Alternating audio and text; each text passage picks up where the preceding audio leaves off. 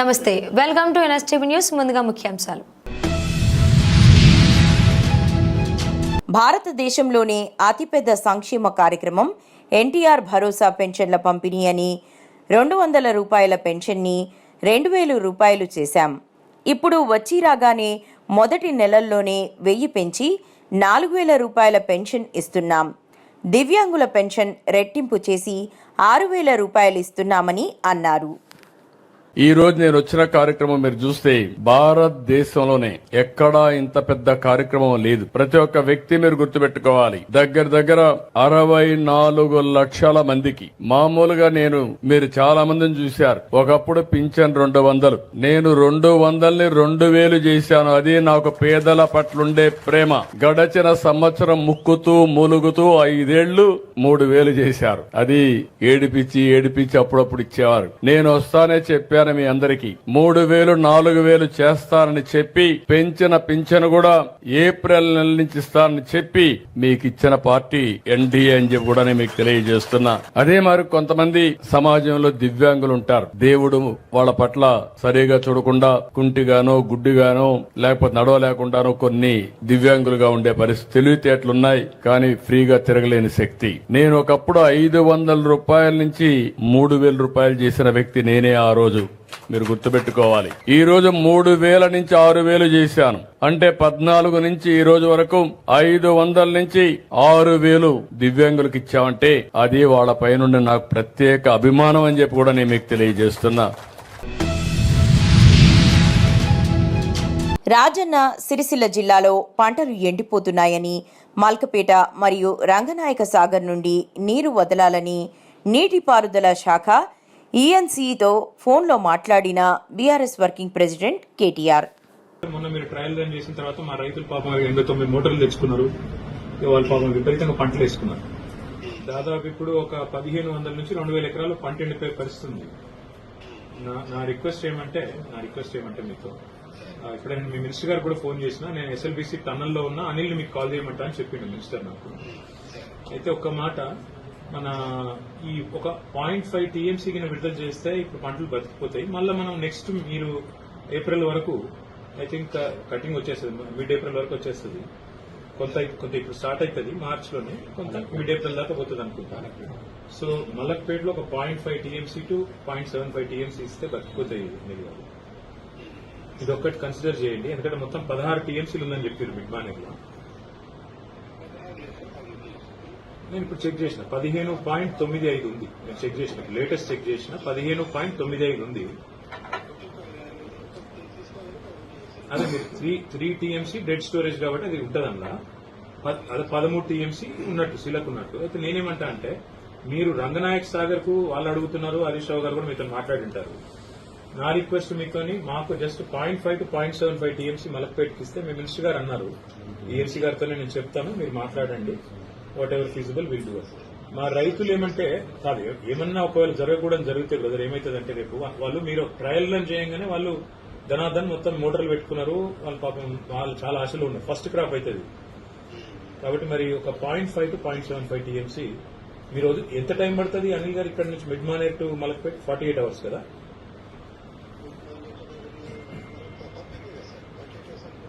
Tunnel కదా, tunnel తర్వాత నాకు గుర్తున్నంత కాడికి 48 hours. ఒకసారి చెక్ చేయండి పట్టదా.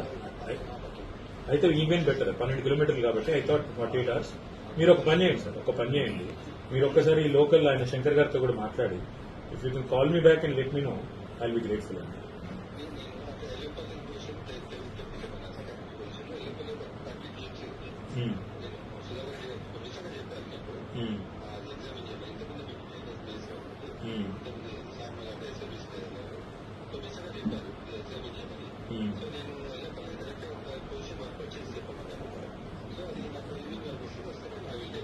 ఆడ 30 టీఎంసీలు ఉందా? అట్లా కాదు, ఎల్లంపల్లి ఎంత ఉంది? 13. 13 ఉందా ఎల్లంపల్లి? 13. ఇంకొక మాట అనిల్ గారికి, మేడిగడ్డ ఏమైనా డిసిషన్ తీసుకుంటారా అట్లే ఉందా? ఎన్డీఎస్సీ ఏం చెప్పింది భాషలో యాక్ట్లన్నీ క్లియర్ ఉంది, ఓనర్ కెన్ టేక్ డిసిషన్ అని. మీరు కూడా అట్లా మాట్లాడితే ఎట్లా? పొలిటికల్ గా మేమేదో మాట్లాడతామంటే ఓకే, కానీ మీరు కూడా అట్లా మాట్లాడితే ఎట్లా అండి? అలా క్లియర్ ఉంది.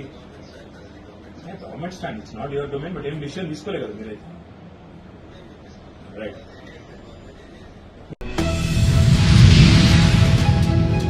చిత్తూరు జిల్లా పూతలపట్టు నియోజకవర్గం బంగారుపాలెం మండలం మొగిలి గ్రామంలో వెలిసిన శ్రీ కామాక్షి సమేత మొగిలీశ్వర స్వామివారి రథోత్సవం సేవకు ఉపయోగించే రథాన్ని నిర్మించిన దాత బెంగళూరుకు చెందిన ఆక్స్ఫోర్డ్స్ యూనివర్సిటీ చైర్మన్ నరసింహరాజు ఆదివారం మహాశివరాత్రి ఉత్సవాలలో భాగంగా రథోత్సవంలో పాల్గొనడానికి విచ్చేసిన ఆయనకి ఆలయ అధికారులు ధర్మకర్త పూర్ణకుంభంతో స్వాగతం పలికి దర్శన ఏర్పాట్లు చేయించి ఆస్థాన మండపంలో వేద పండితులు ఆశీర్వదించి తీర్థ ప్రసాదాలు అందించారు. అనంతరం రథోత్సవంలో పాల్గొన్నారు.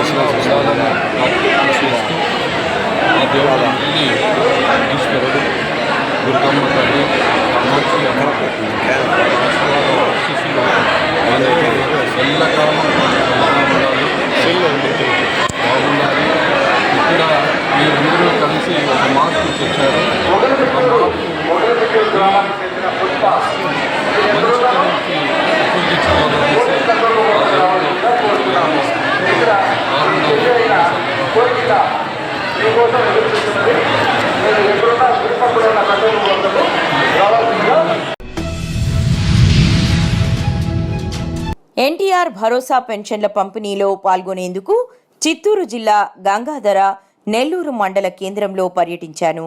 లబ్ధిదారులను స్వయంగా కలిసినప్పుడు వారి ముఖాల్లోని ఆనందం చూసి ఎంతో సంతృప్తి కలిగింది. తర్వాత 10 సూత్రాల అంశంపై వివిధ ప్రభుత్వ శాఖలు ఏర్పాటు చేసిన స్టాల్స్ను పరిశీలించాను. అనంతరం గ్రామస్తులతోని నిర్వహించిన ప్రజావేదిక సభల్లో పాల్గొన్నాను. క్షేత్రస్థాయిలో తిరిగి పర్యవేక్షిస్తేనే ప్రజల సమస్యలు తెలుస్తాయని అధికారులకు సూచించాను అన్నారు.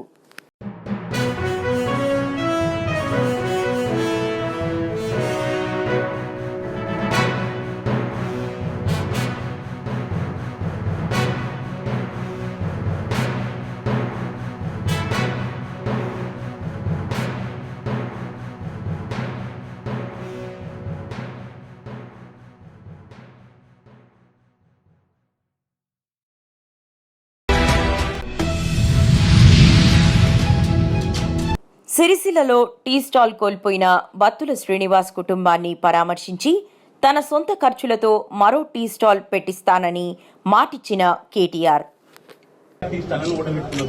అదే బతుకమ్మ గడగడ నడిపించుకుంటున్నా సార్. నేను ఎవ్వరిని ఏమనలేదు, నేను ఎవ్వరి దగ్గరికి పోలేదు. నా పని ఏందోనే చేసుకొని బతుకున్నా సార్. నేను మబ్బుల 2:30కి లేస్తాను సార్. 2:30కి లేచి మేము ఇద్దరు మార్కెట్లోకి వచ్చి ఛాయ్ అమ్ముకుంటాం సార్. మేము అమ్మే ఛాయ్ అయితే సార్ 100 రూపాయలు కాదు, 500 కాదు, 6 రూపాయలకు ఒక ఛాయ్ అమ్ముతా సార్. నేను ఓ పుణ్యాలు 5 రూపాయలు ఇచ్చినా తీసుకుంటాను. వాళ్ళు ఏమన్నా వాళ్ళ రేపటి నుంచి రాదు. మనం బతకలేదు కాబట్టి ఎంత ఇస్తానో తీసుకున్నాం సార్. నేను ఎవరిని ఏమలేదు సార్, ఎవరు జోలికోలేదు. నా మీద ఏ కేసులు లేవు, నేను ఒక్కతో పంచాయతీ పెట్టుకోలేదు. ఆ సార్ పెద్ద సార్ అడా సార్, మన సిరిసిల్ల పెద్ద సార్ అడా. ఆ పెద్ద సార్ వచ్చి మన బతుకమ్మ కట్టచ్చి పోయేటప్పుడు మంచిగా వేడా సార్. వచ్చినప్పుడు ఆ సార్ మనసులో ఏమనిపించింది, ఇటు మన ఓడలు దిగు చూసారు కదా, నీ బొమ్మగా పడదా సార్, నీ బొమ్మగా పడగా అనిపించిందేమో. మన స్టేషన్ దాకా వేయడో పోలేడు. ఇద్దరు అధికారులు పంపించాడు మున్సిపాలిటీకి. నేను లేదు సార్, నేను బాత్రూమ్ పోయినా.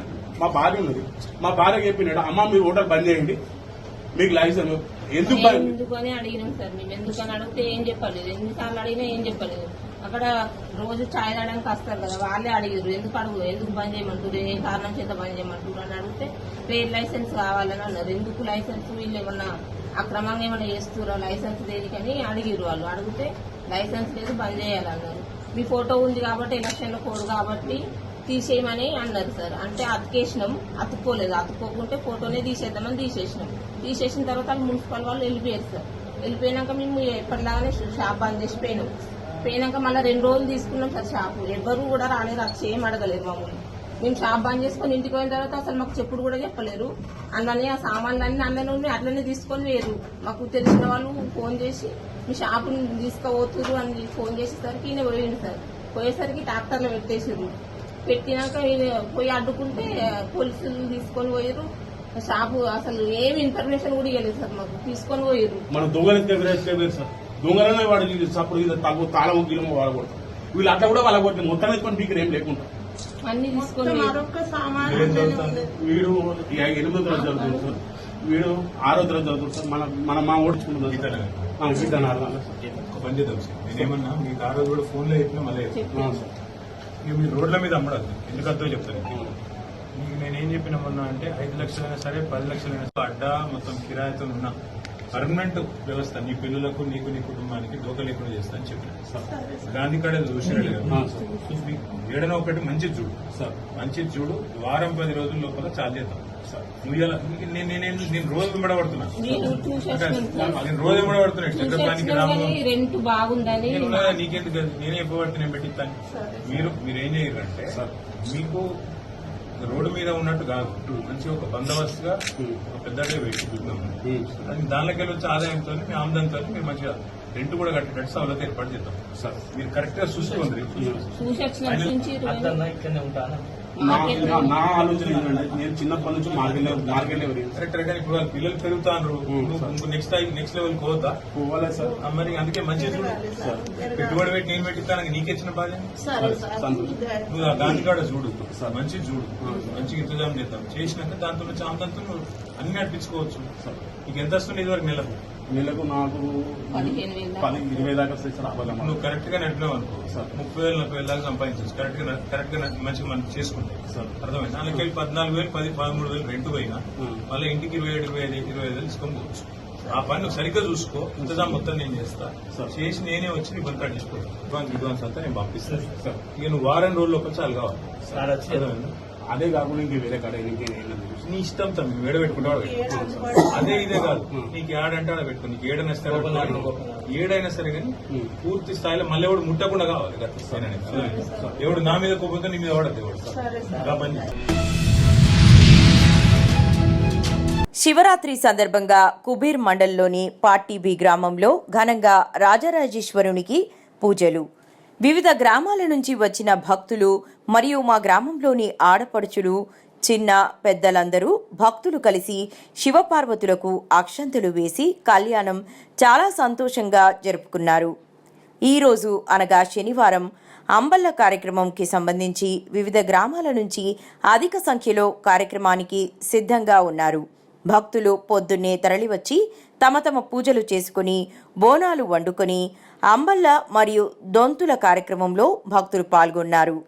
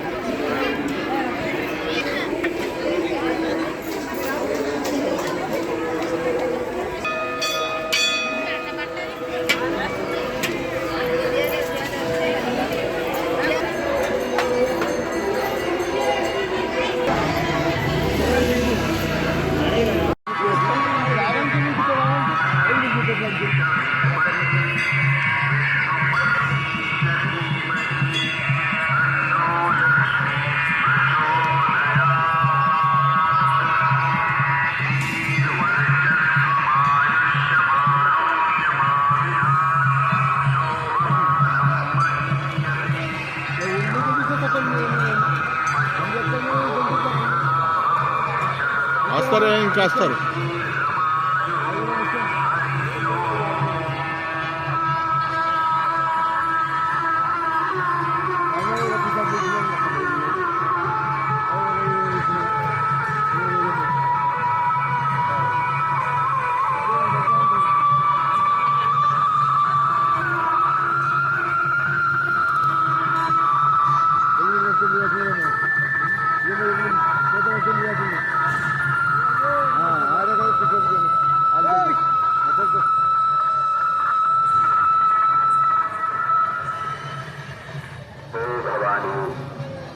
संसार सागर पार करना सर्वाधार सारी शक्ति हमारी गति हे जगत जननी बस ध्यान स्थळे बધી પરિસ્થિતિમાં તું મારું રક્ષણ કરે.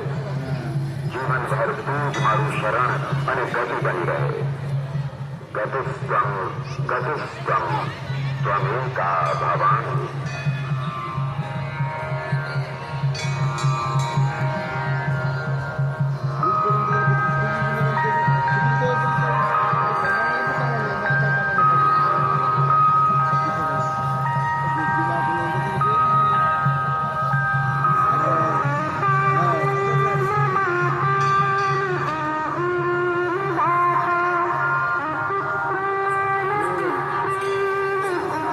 डॉक्टर साहेब इथे जाऊ येऊ तुम्ही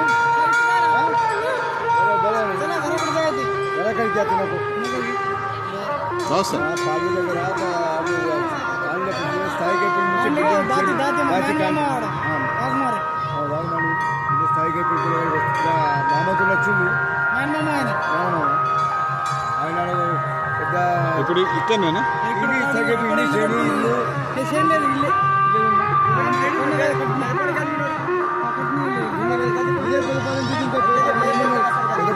ఇంకే ఉన్నాడు మాకు तुम्ही काहीतरी एनएससी कार्यक्रम असेल कार्यक्रम नाही आपले आमचे युवा प्रशांत माहिती आहे ना कुठले होते एक महिषाचे प्रशांतचे सासरे होते त्याच्यामुळे तुम्हाला माहिती आहे ओळखताय तुम्ही प्रशांत माहित आहे पवन माहित आहे आणि त्याचं मधू आहे मधू नाही दोघंच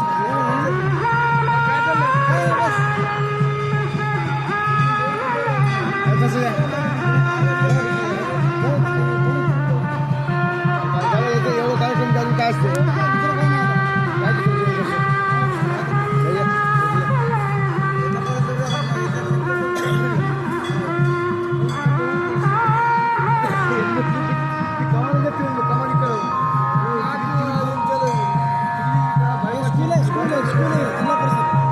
प्रायमरी स्कूल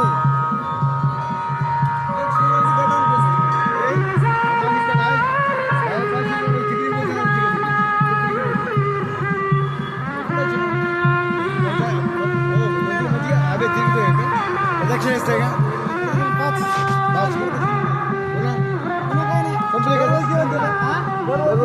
दरवर्षी